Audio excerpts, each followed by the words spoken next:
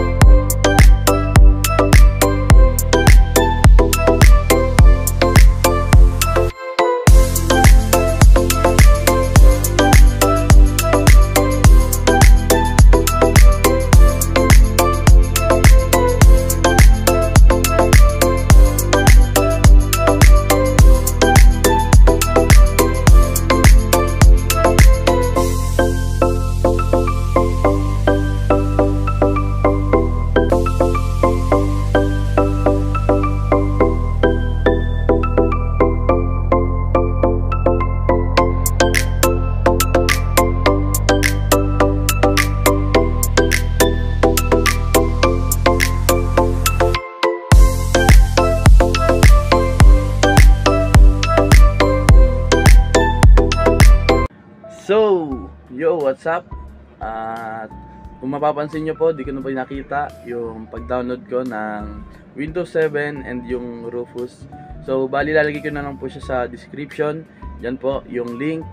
And, syempre po, maraming salamat sa panonood ninyo, no? And, abangan nyo pa po yung mga ituturo ko po sa susunod.